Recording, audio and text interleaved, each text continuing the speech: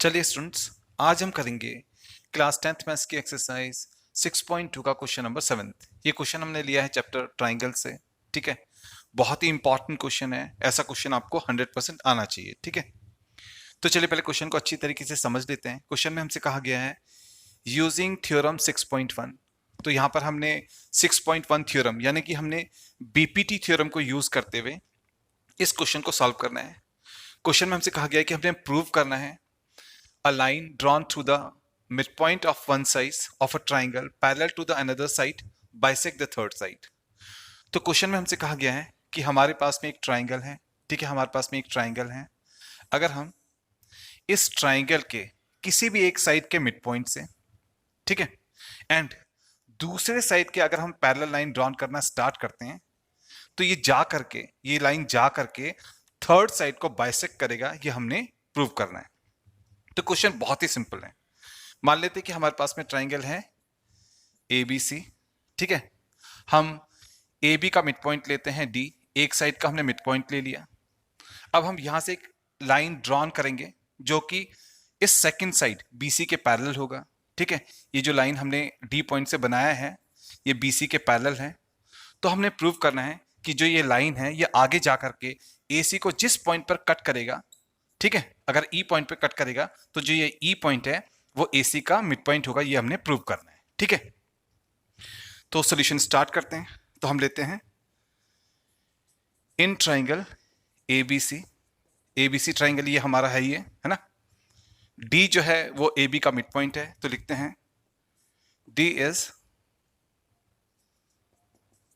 Mid point of AB। तो हमने क्या किया, हमने D को AB का मिड पॉइंट ले लिया। अब देखिए क्योंकि D जो है वो AB का मिड पॉइंट है इसलिए AD जो है वो DB के इक्वल हो गई होगा, है ना। तो हम लिखेंगे देयरफॉर जो AD है वो इक्वल्स टू DB तो हो गई होगा।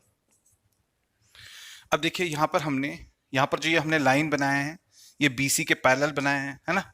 तो हम लिखेंगे कि जो हमने लाइन बनाया है DE लाइन जो है पैरेलल टू BC है। ठीक है, तो हमने प्रूव करना है ना, हमने ये दिखाना है। टू प्रूव हमारा ये है कि जो DE लाइन है वो AC को बाइसेक्ट करेगा। ठीक है, हमने प्रूव करना है कि जो DE है वो बाइसेक्ट करेगा AC को। हाँ,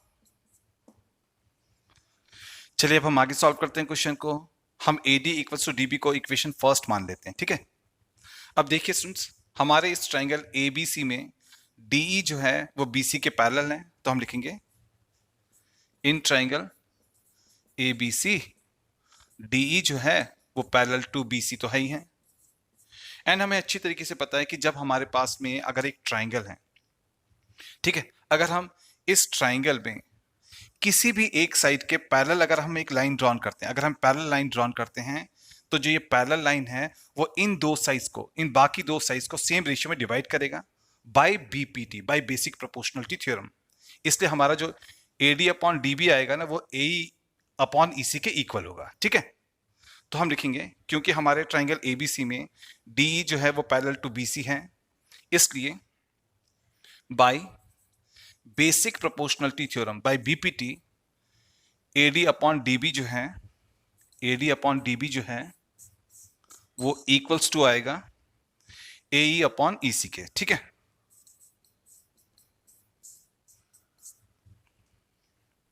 चलिए अब हम आगे सॉल्व करते हैं क्वेश्चन को। अब देखिए लेफ्ट हैंड साइड में यहां पर हमारे पास में है AD upon DB, correct, and right hand side में हमारे पास में है AE अपॉन EC। अब देखिए स्टूडेंट्स, यहां पर हमने ये दिखाया है कि जो AD है वो DB के इक्वल है, क्योंकि क्वेश्चन में हमसे कहा गया था कि पहले साइड का हमने मिड पॉइंट लेना है। तो जब हमने पहले साइड का यहाँ पर मिड पॉइंट लिया तो AD जो है वो DB के तो इक्वल हो गए होगा, जो कि यहाँ पर हमने लिखा भी है ना। अब क्योंकि AD एंड DB इक्वल हैं तो हम DB की जगह पर AD को लिख सकते हैं। तो हम DB की जगह पर लिखेंगे AD को। ठीक है, देखो यहाँ ऊपर है AD, नीचे है DB जो है वो AD के इक्वल है तो हमने DB को यहां से हटा करके इसकी जगह पे लिख लिया AD। अब देखिए AD से AD कैंसिल आउट हो जाएगा तो यहां पर आएगा 1। ठीक है, अब हम क्रॉस मल्टीप्लीकेशन करेंगे। जब हम EC से 1 को मल्टीप्लाई करेंगे तो यहां पर आएगा EC, and right hand side में हमारे पास में AE तो है ही है ना। तो देखिए यहां पर हमारे पास में आ गया कि जो EC है वो AE के इक्वल है। तो देखिए यहां पर हमारे पास में आ गया कि जो EC है ना ये AE के इक्वल है, यानी कि ये दोनों ही साइज आपस में इक्वल है ना, यानी कि AE जो है वो EC के इक्वल है। अब अगर AE EC के इक्वल है तो यानी ये हुआ कि हमारा जो ये लाइन है DE ये AC को बाइसेक्ट करता है, इसको ये बीचों बीच काटता है। तो हम लिखेंगे देयरफॉर जो हमारा लाइन DE है बाइसेक्स AC, है ना। तो यहां पर हमने ये शो किया कि अगर हम इस ट्राइंगल में इस पहले साइड के मिड पॉइंट से एंड दूसरे साइड के अगर हम पैरेलल लाइन ड्रॉन करते हैं तो ये आगे जाकर के इस थर्ड साइड को भी बीचों बीच काटता है, बाइसेक्ट करता है, क्योंकि यहां पर हमारे पास में आया है कि DE जो है वो AC को बाइसेक्ट करता है, और यही तो हमने शो करना है, हमने ये तो दिखाना था क्वेश्चन में। तो यहां पर ये प्रूव्ड हो गया, हेंस प्रूव्ड। तो ये आ गया हमारे इस क्वेश्चन का final answer. I hope students आपको ये क्वेश्चन बहुत ही अच्छी तरीके से समझ में आ गया होगा, काफी इंपॉर्टेंट क्वेश्चन है। तो ऐसे क्वेश्चन का प्रैक्टिस तो आपको 100% होना ही होना चाहिए, ठीक है। हम इसी प्रकार से आपके लिए जितने भी इंपॉर्टेंट क्वेश्चंस हैं आपके बुक के, उनके सॉल्यूशंस, वेल एक्सप्लेन्ड सॉल्यूशंस जल्दी से जल्दी लेकर के आएंगे।